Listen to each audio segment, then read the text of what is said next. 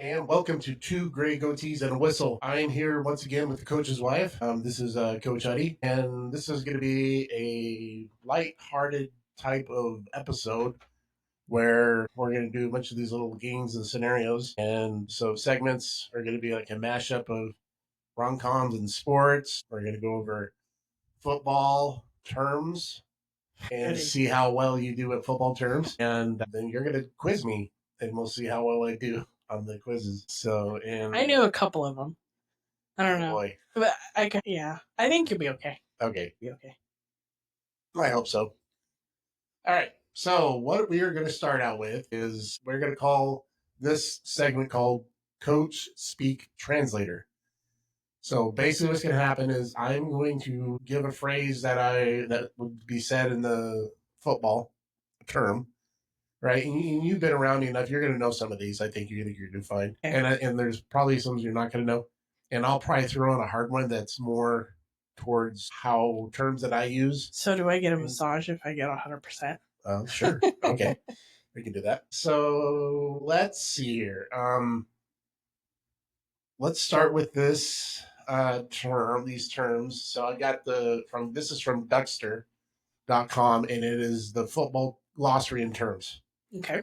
All right. So I'm just going to read these off. You give me your definition, and then I will tell you whether you're golden or it's not. Okay. Okay. All right. Not trying to make you feel stupid, but and I'm not. But we're going to try and see what we can do here and have some fun at it. Okay. Okay. All right. First term, and this is in alphabetical order, which is nice. Audible. Isn't that a play? Kind of. Like it's a route or something. Like in football, like a running route. Not quite. Okay. Okay. So basically, was that close? It's a play. Well, but no. This is what it is. It's when you change the play at the line of scrimmage. So a lot of times quarterbacks. So it's not a specific play. It's not no. And so it's just a term that they're audibling. So that means a lot of times you see quarterbacks out there and they're saying 5 million things, right? So before the snap, part of their job is to read the defense. They look at the fronts. They look and see what the coverage they think it's going to be. They have to identify. Can't they move around though? The defense? They can, and they do. And so a lot of times they'll do certain things to try to see if the offense will do something to see if they can get the defense to do certain things. Because there are telltale signs whether they think, well, they might blitz or, they're set more up.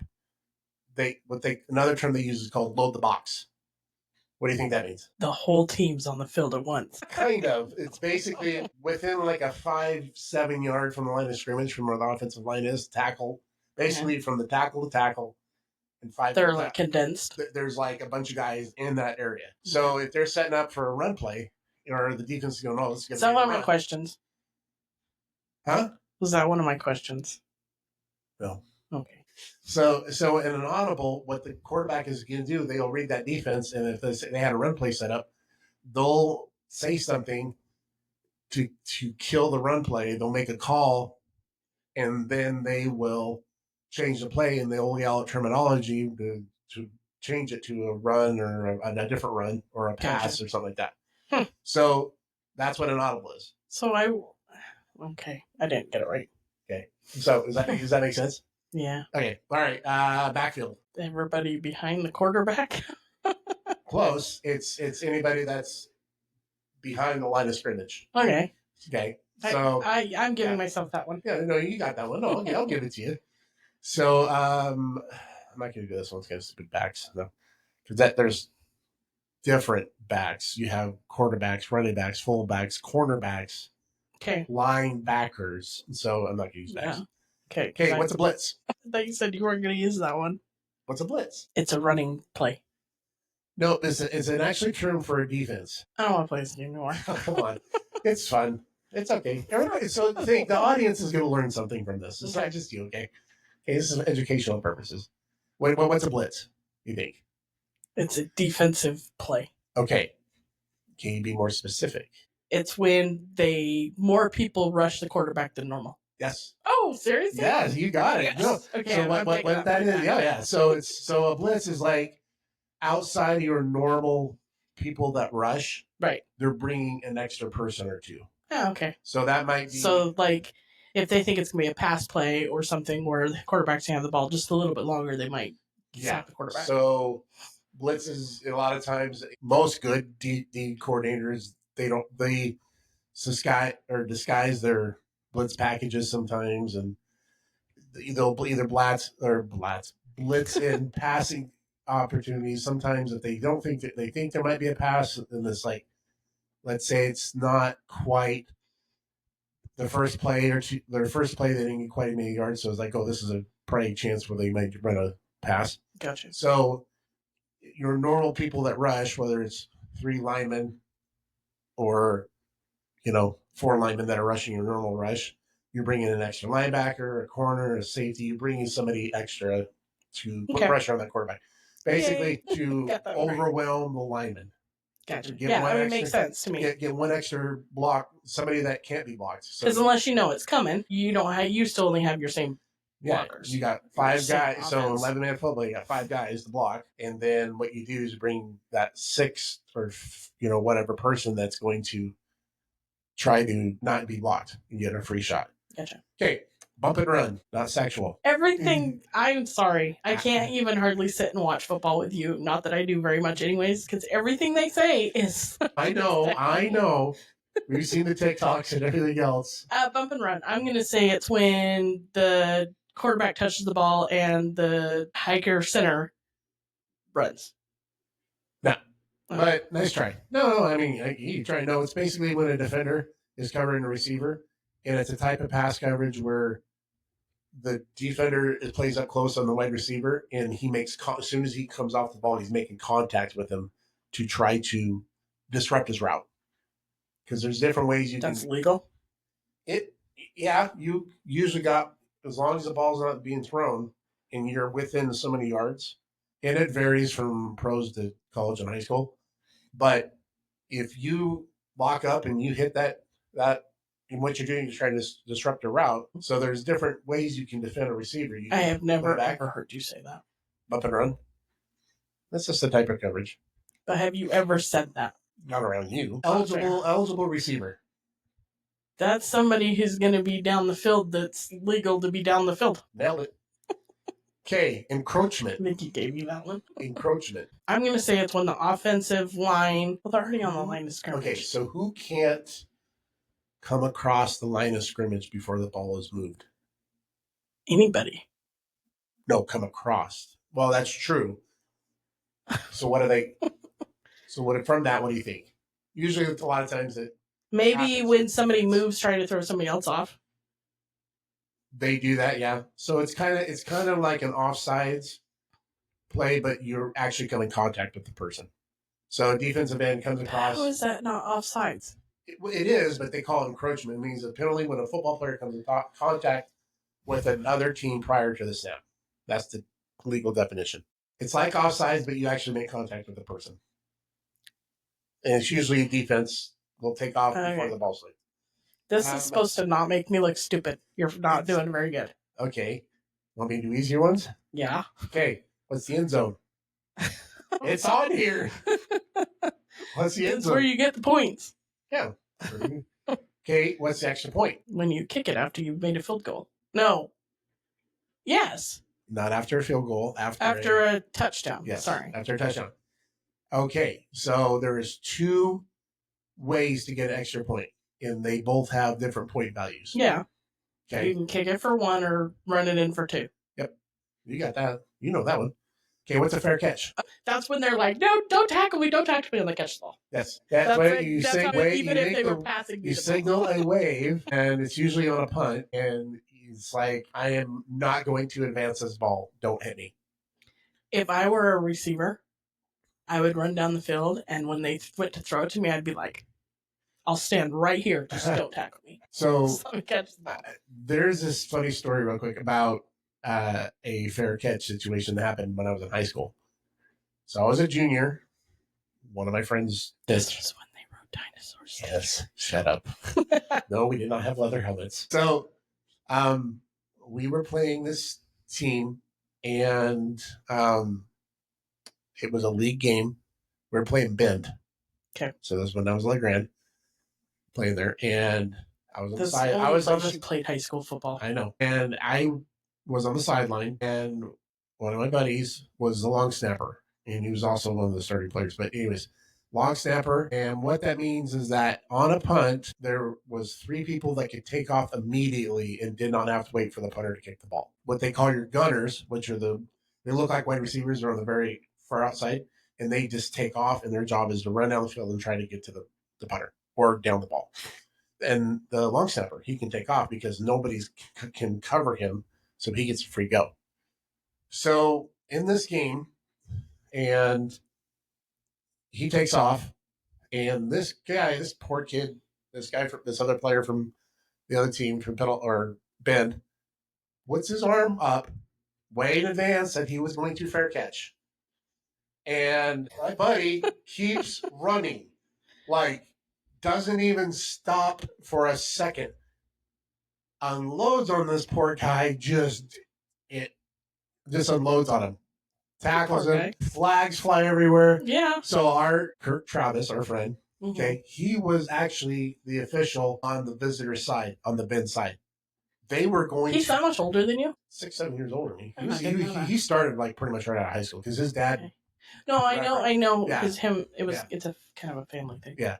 So, anyways, he was the official on the other side, and I guess they were going to charge the field, the team, the whole sideline. Like they were a little pissed. Yeah, and it didn't help that the guy was one of the few black players on the field. But you know what I mean? It kind of made it seem like this was because hate thing, and it wasn't. There was nothing like that at all.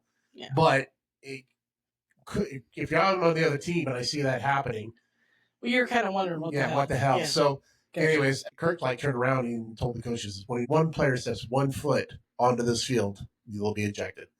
So, anyways, he comes off the field, and I remember sitting there and go, dude, what were you doing? I didn't see his hand go up. I'm like, was he running with his eyes closed? I guess. I don't know what it was. So there's my little funny story. All right, I'm going to just kind of speed through a couple of these, see if you can figure it out. Nickel defense. Well, I've seen this a million times on your little... On Madden? Madden thing. Okay, what's a nickel defense? 3 running routes? No, it's a defense. It's defense. Never hold on. Okay, no, go ahead. No, I'll give you a chance. Okay, I'll give you a chance. Tick-tock. An extra person covering runners and less on the line? Close. So it's a 5th defensive back. So usually in 11-man football, you got 4 defensive backs. So usually 2 safeties, 2 corners. So, yes. So that's 4. No. But it's for pass, not run. Not a running play, a pass play. It's designed... Well, they're running after the people running out to get the ball. Okay. Your definition of run, you're thinking you're running the ball. In my head. So, just to make it clear, it's usually a pass or a run. Okay. So this is usually designed for teams who throw out an extra receiver. That's exactly what was in my head, and I'm not just saying that. Okay, no. Okay, I believe you. Okay, so they sent an extra person out. So because they got somebody else going to get the ball. So what they do is they'll replace a linebacker with another defensive back, usually, and so you have a nickel 5. Stupid. And so they have a dime defense. Guess what that means? Everybody but the quarterback. No, it means you have 6 DBs. Oh, don't ask me. It's a nickel and a penny. That's a nickel, and I know, but they decided that I don't know. Should call it a nickel plus 1. Nickel plus 1. Yeah, I think it's just too much. At dimes just makes it easier. All right. But it doesn't. Okay, I'm going to give you one more. Okay.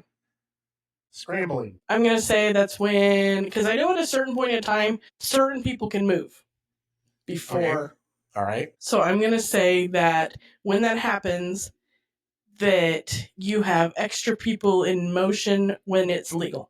That's actually interesting. No, that's not what it is. So but it's interesting because in 11-man football, traditional football, in 11-man football, you can have one guy go in motion and you cannot make a play towards the line of scrimmage. Yes. So he can go back and forth. So he can go back and forth. A lot of times they run that. different reasons. One reason is to try to identify what the defense is doing. So, but that's not what this is. This is when the quarterback is running, trying to get out of a sack. He's scrambling. He's trying to get away. He's oh my God, that's not even a play. That's just him trying not to get tackled. It's a term. It's a term it's used. Oh my God. Okay, so we're gonna stop. They had a team breakfast. Scramble. Okay, we're gonna move on. All right, so I didn't like that game at all. Okay, that was the Coaches Speak Translator segment. We are going to. I'm going to read off. This won't be very long. Sports or nonsense. I'm going to read to you a sports name, a sports term, something, and you got to tell me whether it's real or nonsense. Okay. All right. Okay. First one. The Macon Whoopee. Macon, as in like a town. Macon. I'm going to say it's real. It is real. It is not fake. It is a real minor league hockey in Georgia, in Macon, Georgia. Macon Whoopee. Macon Whoopee. That's amazing. Yeah. I want to go there just so I can get a shirt. Oh, I know. You can probably get one online. Let's see here. Yeah, but it'd be funner to go. Oh, yeah. The Frisco Flaming Chihuahuas. I'm going to say no. That is correct. It is fake, made up. That'd be a cool name, though. No, it wouldn't. It would be very unique. I don't like chihuahuas. Well, yeah. Like people, special people. All right. What is the toilet bowl game referring to? Is that real? I'm going to say yes. It is a real saying for worst bowl games in college football. Yeah, I've heard that before. Low-ranked teams, low excitement. It's like the bowls that you go when you didn't get into a bowl and they don't make it like any money, and it's like... Yeah. Oh, they make money. I've heard that before. But they're like... Compared to the other ones. Yeah, right. So, yeah. All right. So you did pretty good. All right. I got all those right. That's better than pretty good. You nailed it. Thank you. Yeah, you did. All right. Redemption. Yeah. Okay. All right. I needed it. All right. You are a producer, director, movie person. I'm going to pitch you a new movie.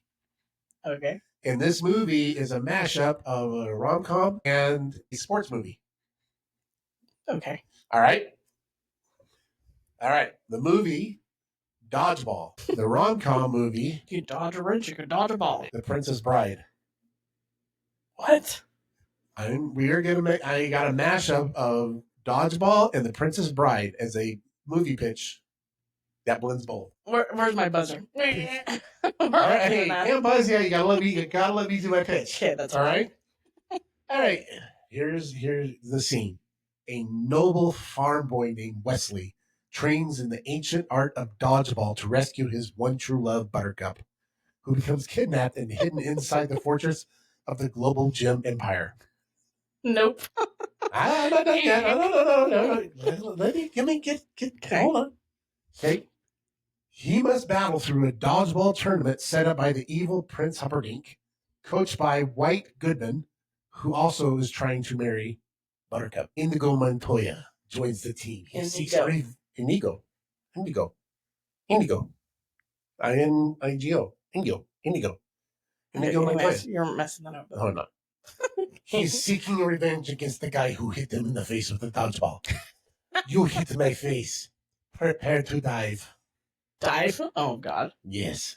Fezzik, the power forward. Anybody want a peanut?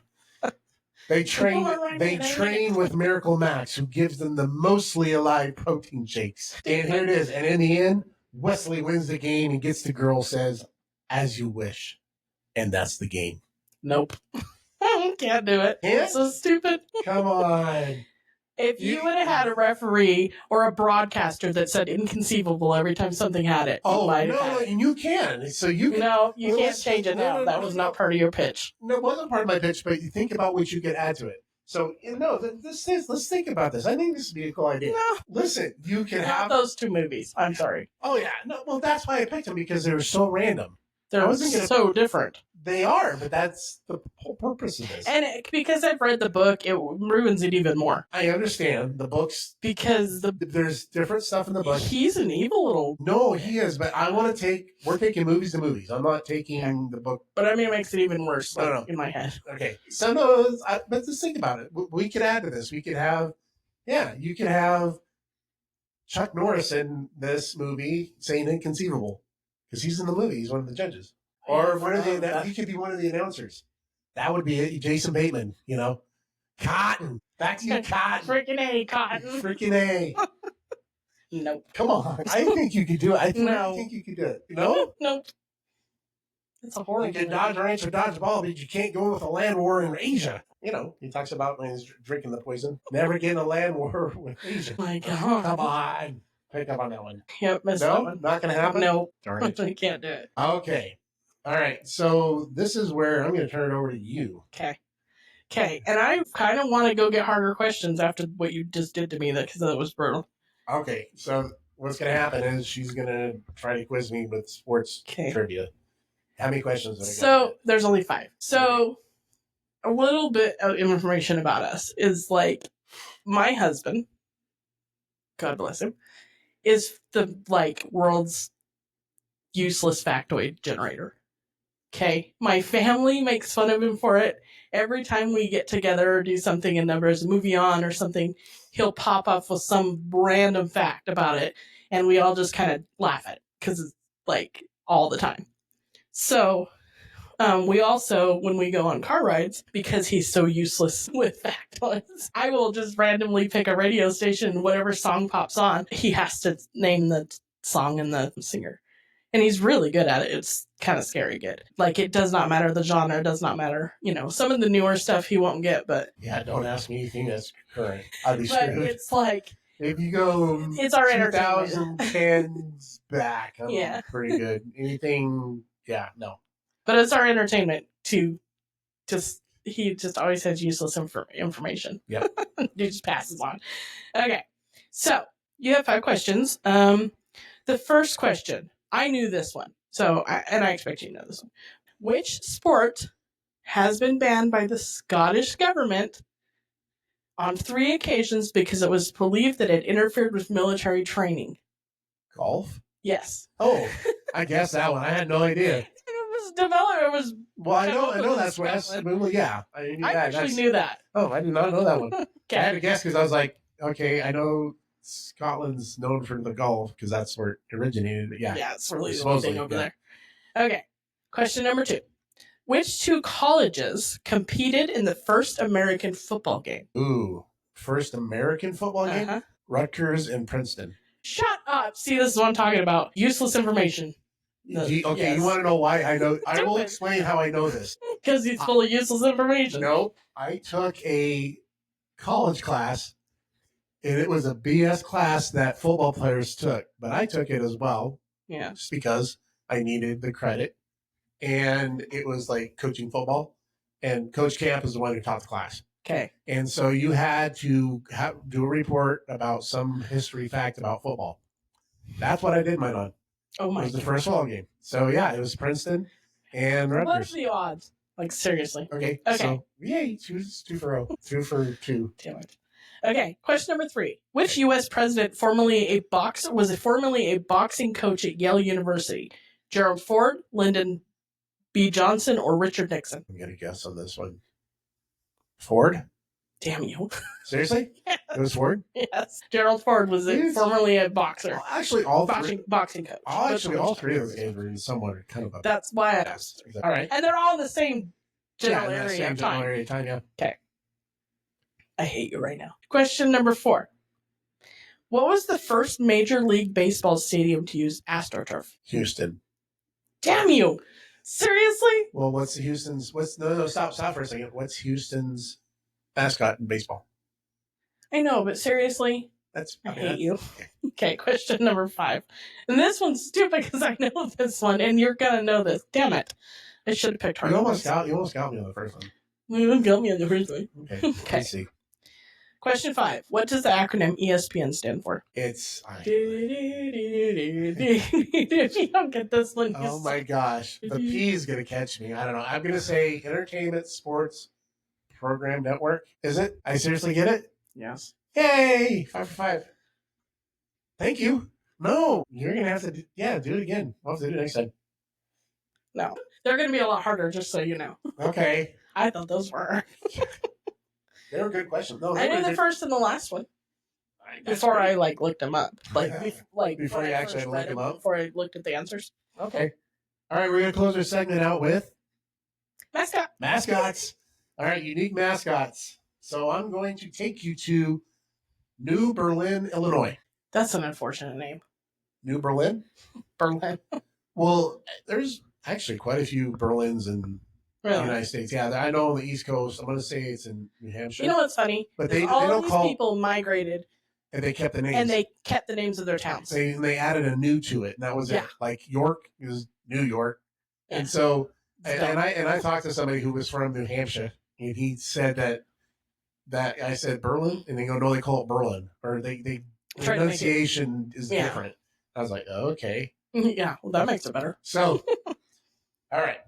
So, New Berlin, I'm assuming it's New Berlin, is located kind of southeast, about 28 minutes from Springfield, Illinois, the capital of Illinois.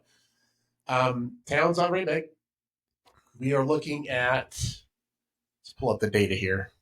It is about 1,300. Oh, okay. Small town. So it jumped, actually. It went from 2022 to 2023. It went from 1,247 to 1,366. So they had a nice little jump, 9.5.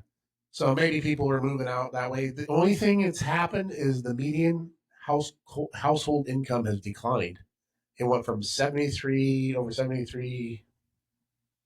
and a half $1,000 down to 68,000. Kind of wonder if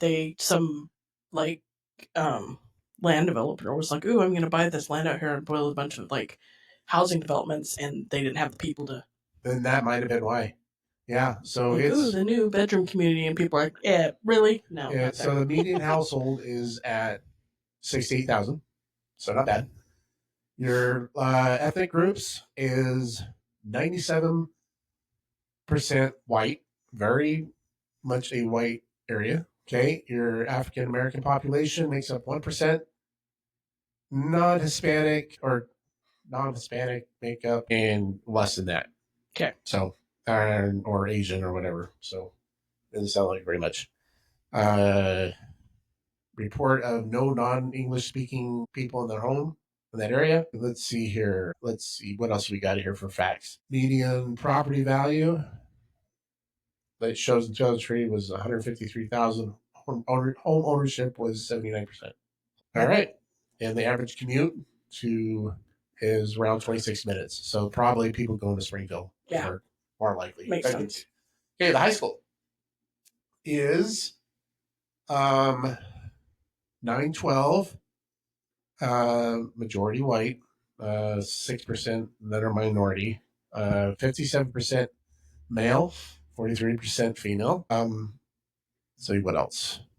That's about all the information I got about it. Okay, now for the actual mascot.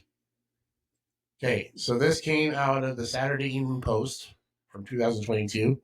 It was the second ranked for unique mascots. Okay, that when they did this ranking. The first one was. Well, if we haven't done it, we haven't done it, so okay, I'm not going to say it. So this team they had a hard time people tracking down exactly how it got its name. The yearbook from the early 50s includes 4 different stories about how the mascot got its name. The superintendent says one version suggests that the school board members were drinking beer and eating his food when they chose the name. What would you usually onion rings with beer? No, not onion rings. No. What is something else that's kind of popular eating beers? Pretzels or peanuts? The pretzels? Pretzels. The New Berlin pretzels. Ooh, that is okay. And their mascot's on here, and it is a pretzel. That's hilarious. So yeah. So let's see here. When they chose the name, another theory was that board members were sitting around a table with their arms crossed in frustration because they could not think of a name. Yet another rumor is that a basketball player decades ago had an unusual free throw shot that involved a lot of arm twisting. The superintendent said that there is a time when people wanted to change the mascot, and they asked the kids if it was outdated. Overwhelmingly, the students stood up and back in the day for their mascot, showing the pride and dedication for their school. And I can guarantee you will never get rid of it now. I guarantee you that. No. Everybody loves being the pretzel. There you Still go. some fear in you. So That's funny. all right. So again, I want to thank Amanda for joining me on this episode. Want to have everybody, send a comment, send a review. If there's something you want to hear about, if there's something you enjoyed from any of these segments, let us know. I appreciate the listeners out there. It's humbling to have people listen to us. But hey, share it with your friends, share the information with your friends, get more listeners would be awesome.